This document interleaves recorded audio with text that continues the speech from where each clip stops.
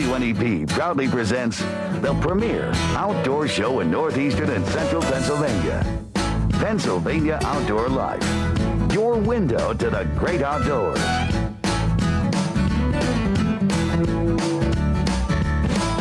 Tonight on Pennsylvania Outdoor Life.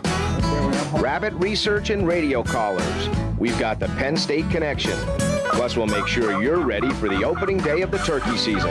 The birds are gobbling. Pennsylvania Outdoor Life starts right now. Hello, everybody, and welcome to Pennsylvania Outdoor Life. I'm Ken Hunter, and I'm here with Don Jacobs. Hello, everybody. Jake, here we are, about a week away from turkey season. Yeah. And, you know, I don't know about you. You're probably doing the same thing a lot of us are doing. I'm out riding the road, looking for turkeys, any other game I can see, because it was a little scarce through the wintertime. Yeah, it was. And I'm seeing turkeys. I'm seeing all kinds of animals along the road. I'm seeing rabbits everywhere. That's a good sign, because our area was down a little bit in rabbits, but now I'm starting to see more of them. But you're involved in some research. Yeah, and do you know why we're seeing more rabbits? Does anybody really know why different animals come to a bigger population? Yeah, I'd like to know that. That's what research is all about. In fact, Penn State University, along with the Pennsylvania Game Commission, is doing just that. Now, the CREP program is a program designed to take some farmland out of circulation and make it better for pollution control, for water damage, and for habitat. Rich Fritzke from Penn State University is studying rabbits to see, does it really make a difference? Typically, we come out here with 3 or 4 guys, and it takes us about an hour just to do this one site. And this is only one of 6 sites that we have. Cross over here. So we're basically just trying to figure out if CREP has any effect whatsoever on mammal populations. And nobody has really ever looked into how CREP affects mammals. And so we're taking a look at the eastern cottontail. Specifically to see if there's any effect whatsoever, any difference between areas that have CREP and areas that don't. What we do is we set down grids of traps. We have about 150 traps right now that we've set in the summertime, in the wintertime. In the summertime, we'll have even more, up to 300, maybe 320 traps. And what we do every day, we put apples inside the traps to entice them to come inside. And then the next day, the following morning, we go out there and we check to see what we got. Okay, so here we go. We got something in the trap, doors down. I haven't looked in it, but my guys have told me that there's a rabbit in there. No, a vole, sorry. We got a meadow vole in here. I'll try to get this guy out for you. So what are you gonna do with this guy? I'm gonna just pull him out. There's nothing we can do. Okay. We keep track of everything that we capture, right, but we don't tag anything other than the rabbits that we're looking for. Okay. They use anything they can if they're backed into a corner. That's why I got gloves on.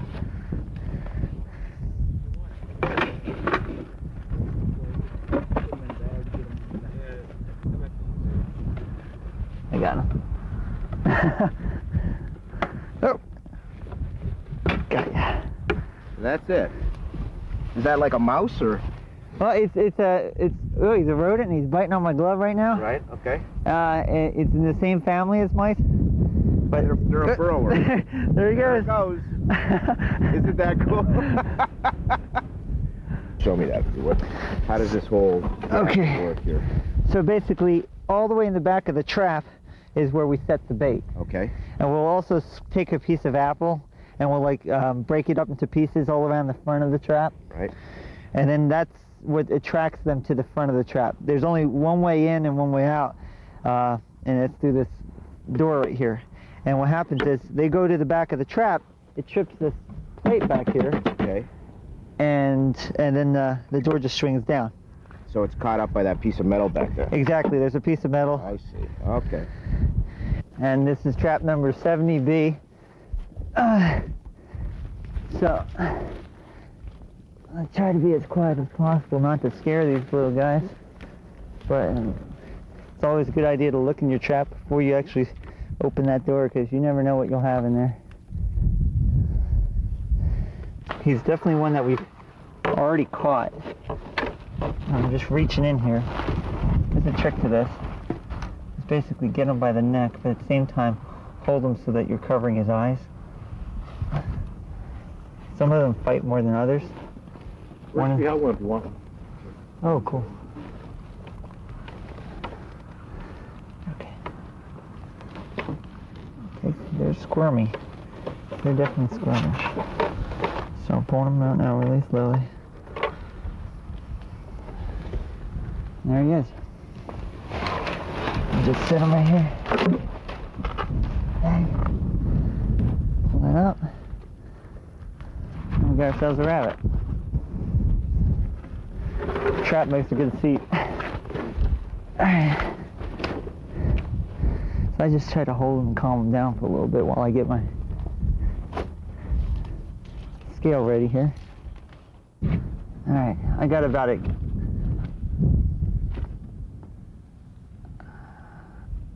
I got about 1 kilogram. We can use a really tiny ear tag. Here's the ear. And I don't know if you can get a shot of that. Oh, yeah. But that says, please call Penn State University. It's got a telephone number and the number of the rabbit.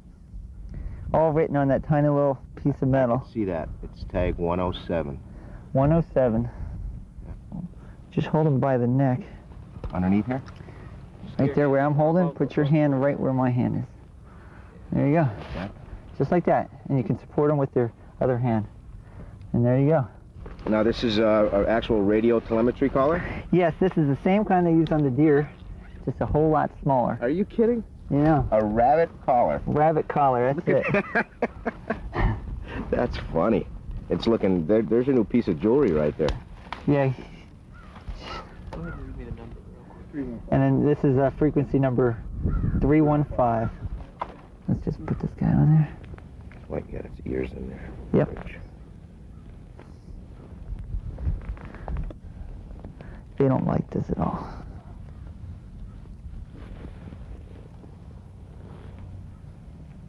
I'll be darned.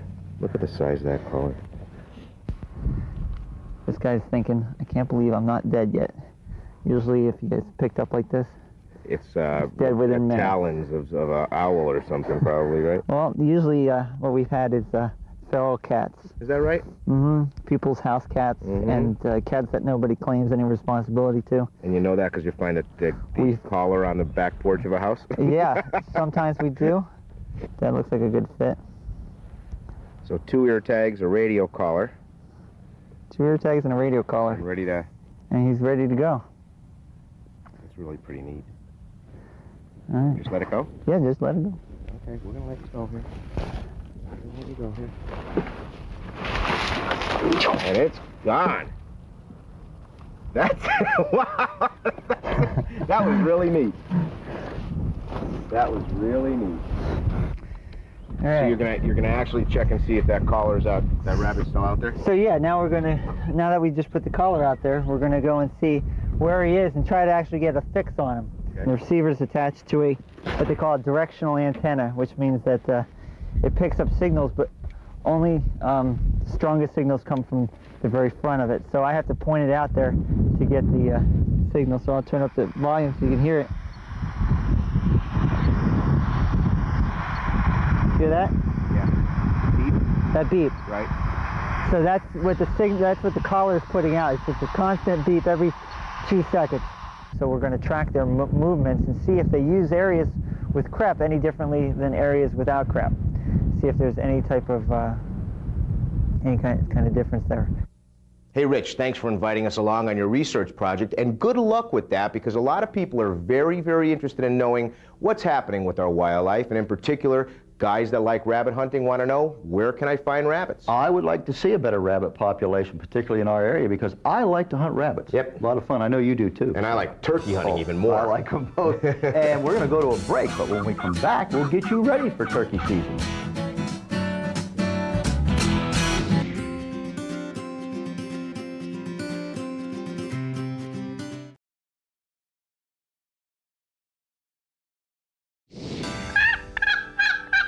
Welcome back to Pennsylvania Outdoor Life. Jake and I are just having a little bit of fun with these turkey calls, actually. Well, you're a turkey and I'm a turkey, so we're having fun with the turkey. Actually, we're going to be giving these calls away later in the show. Top calls, But in the meantime, Jake, we want to talk a little bit more about turkeys. The scouting should have been done by now, but there's a lot more to know about. And there's actually 1 week left to scout, to get out there, to learn more about where these turkeys are, where are they roosting, what are they doing right now, what stage of the mating season are they actually in. For a couple of those answers, we're going to turn to our field staff member, Dale Butler.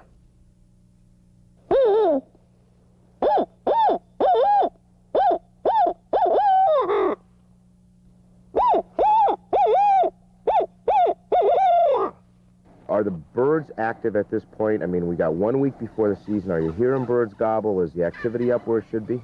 Yeah, this is pretty normal. Actually, we're into the peak gobbling. They're looking for hens real hard this time of year. And I really do believe that each morning is different. You're going to hear a lot of gobbling activity some mornings and some mornings less, depending on the weather conditions and how many hens they have with them.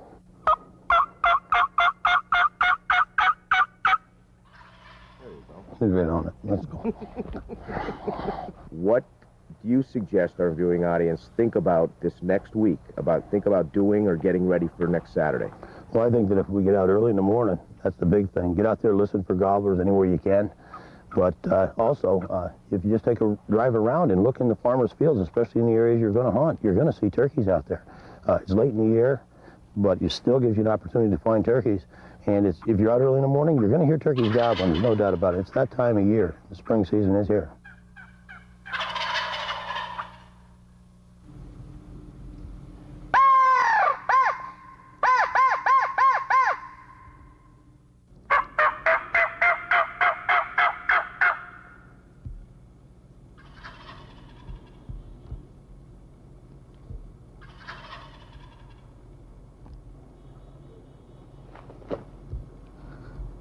Did you hear that one? Let's go. We're going down. Next Saturday, is there anything you suggest people to do? Be aggressive, not aggressive? Give somebody a tip as to what they should do when they hear that bird gobble next Saturday morning. Well, what I like to do, and I believe that this is the case with most of the time when you're hunting turkeys, once you get a bird to gobble at your call, I really don't think you should call too much to him after that. The more you call to him, the more he'll gobble. If you want to hear birds gobble, keep calling to them. If you want to bring one in, stop calling after you've got him to respond. And just every now and then let him know, or do you stop outright? Oh, no. Every now and then. If 10, 15 minutes passes and you haven't heard a bird after you thought you had that bird moving toward you, yeah, I check on him, give him another call every now and then. But aggressive calling will make a bird gobble an awful lot. But a little bit held back on your calling, and you'll see that birds come in a lot faster. Yelping good enough? Oh, that's all you need to do. If you didn't learn anything else, if you didn't learn any other turkey call, if you just learned to yelp, that's all you really got to do. Should people be concerned if they don't shoot one right off the bat next Saturday morning, or does it get better or worse as the month goes on? Well, it doesn't really matter. As long as you get out there, the more often you're out there, persistence pays off. There's no doubt about it. The more often you're out there, the better your chances are of killing one. So if you go out the first day and don't see one or have any luck, the more you get out there, the more opportunity you have. And most certainly toward the end of May, gobbling activity still happens. So you're still going to stand a chance no matter what.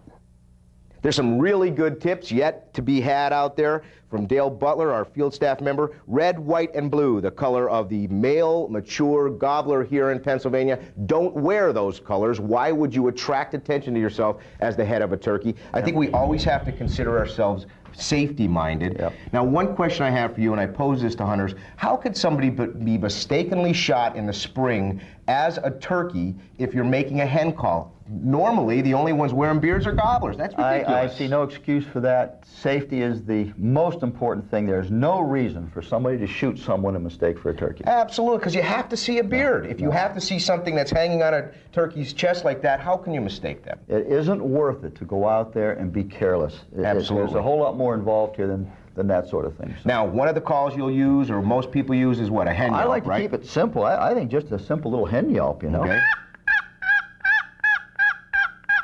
And that's it. I think you can call a gobbler with that. Now, there are times when a tough gobbler may hang up and you might need to know more, but I think that'll work most of the time. I like playing with them. I agree with you. You can definitely do it with that. You can do it with any of the calls, like this slate call here. And actually, if you just turn, sometimes turning your stick here, your pick, changes the sound. Hen yelps. Good suggestion, right? And of course, a mouth call, Jake, for when they start getting closer. And you don't want to be moving. When I hunt alone, I like playing. I putt at them, I perk them, I watch them come in. I'll do some different things, but you don't need that, right? No.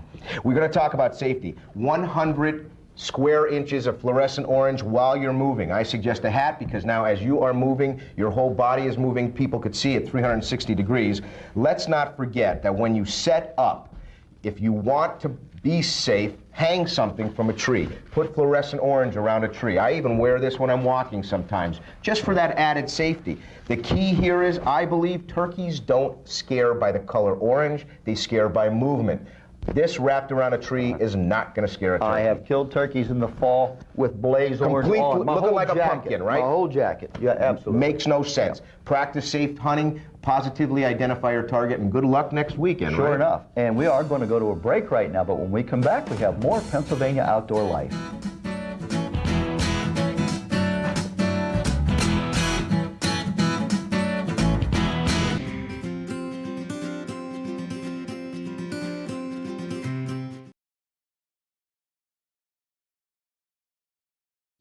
Welcome back to Pennsylvania Outdoor Life. You know, you could be out fishing for trout, you could be out fishing actually for bass in some cases, crappies, all kinds of things going on right now.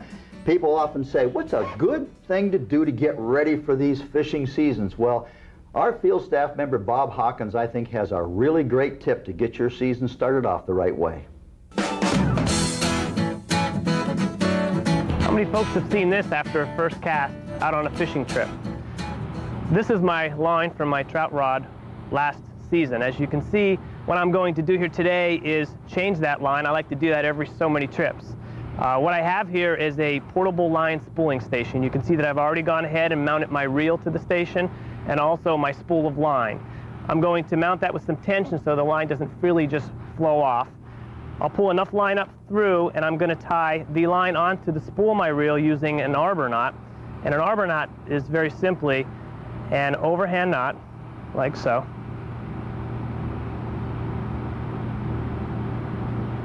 With a second knot that I will tie out here on the tag, and you'll see in a moment why I tie that second knot.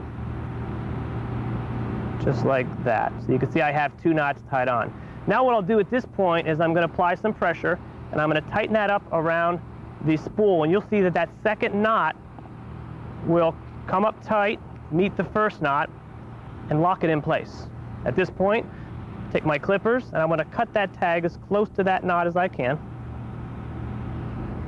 Flip my bail and proceed to fill my spool with line. I'm Bob Hawkins, and that's your field tip of the week. Thanks, Bob. That's a great tip. Here we are with 1 week of the season, the trout season already down. If you haven't changed that line, you better do it before we get further into the season. Before we hear that big one that got away because they broke the line, That's usually what happens. A big one broke the line. Change your line. And we are getting photos already from last weekend's opening day of the trout season through our photo link in the mail. When we put them together, we call it Pennsylvania People and Places. We opened this week's edition of Pennsylvania People and Places with Ted Costawa of Clifford. Ted is seen here with the 8-pointer he harvested on the third day of the deer season. Ted tells us he hunted hard for the first 2 days and only saw 2 small bucks. On his way to work on the third day, he saw this buck chasing a doe near his home. He threw down the lunch pail, grabbed his rifle, and headed for the woods. After a 300-yard stalk, Ted dropped this dandy with one shot. Our next photo comes to us from Rick Sherrock of Shamokin. Rick's son, Jared Sherrock, is seen here with the 8-point, 198-pound buck that his father shot at 7 o'clock on December the 1st in Northumberland County. Hopefully in a few years we'll see Jared with his very own deer. I'm sure we will. Eric Cook of Rome shot his first deer in last year's early season in North Orwell. Eric was hunting with his dad and 2 uncles at the time when this memorable first deer was harvested. The gun of choice, his father's .30-06. Congratulations, Eric. Boy, take a look at this monster. Todd Leach of Wilburton shot this awesome 8-pointer on the first day of the rifle season in Columbia County. Todd's wife, Tammy, tells us that she doesn't know if she or Todd was more excited about this deer. This is Todd's first ever trophy buck. It is a nice one. In our final deer photo for this evening, we see Timothy DeWitt on the left and his daughter Caitlin DeWitt on the right of Lockhaven. The two are posing with Timothy's 8-point buck and his first buck in 21 years of hunting. Timothy says his daughter now has buck fever and is looking forward to hunting with her. Dad, good luck. Let's check out a lucky black bear hunter. Louis Hopfer of Harvey's Lake took this bear on the opening day of the 2003 bear season. Louis was hunting on the Cider Run side of State Game Lands 57 above Knoxon. This bear had an estimated live weight of 430 pounds. Louis would like to thank his 3 brothers and friends for helping him get the bear out. 6-year-old Kyle Hartman of Holly caught this 5-pound, 20-inch butterfly peacock bass while vacationing with his grandfathers in Fort Lauderdale, Florida. Great catch, Kyle. 11-year-old Cody Boyer of Palmerton caught this 15-inch, 1-pound, 3-ounce perch this winter. Cody was fishing with his father, grandfather, and a friend at Muck Chunk Lake when this giant perch came through the ice. Nice going, Cody. Our final photo for this evening comes to us from Rochelle Green of New Ringgold. Rochelle took this photo of a ringneck pheasant that walked right up to her kitchen window in East Brunswick Township, Schuylkill County. This little guy must have wanted to check in to a room for the night to get out of the cold. Thanks for the great photo, Rochelle. And with this, we'll put an end to yet another edition of Pennsylvania People and Places. Well, again, we want to thank everybody for those great photos. We certainly enjoyed getting them and seeing what everybody else is doing out there. Take your cameras with you. Don't leave it at home. You're going to miss a good shot.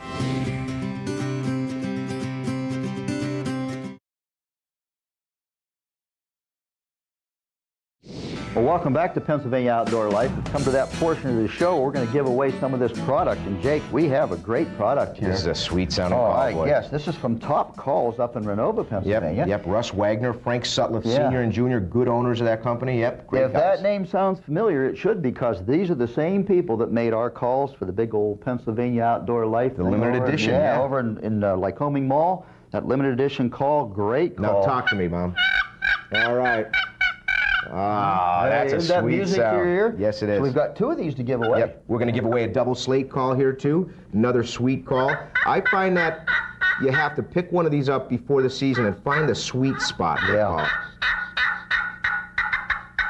I think you found it right there. There it Jake. is. I think that's it sweet, right too. there. We're going to remind you that we will have you covered for the opening day of the turkey season. We've got a lot of stories coming up here. Fun stuff we're working on for the spring. Lots of fishing, lots of trout stuff. Yep, the youth hunt from yesterday. yeah. We were out there and covered that, and I can't get one card in my hand, and there you go. Yes, I did. All right, we have one now, and our lucky winner is, looks like George, what'd you say? Rhino? Rhino? From Hazelton. Hazelton, okay. Congratulations. George Rhino. Yeah. Hey, good luck with your scouting and your trout Sure enough. fishing. Everybody have a great time out there. Trout fishing and turkey hunting. Great time of the year. Yeah, and we will see you next week for another edition of Pennsylvania Outdoor Life. But right now, from all of us here at WNEP TV's Pennsylvania Outdoor Life, good luck in the great outdoors. So long now. Pennsylvania Outdoor Life is a local presentation of WNEP TV. We're proud to serve northeastern and central Pennsylvania.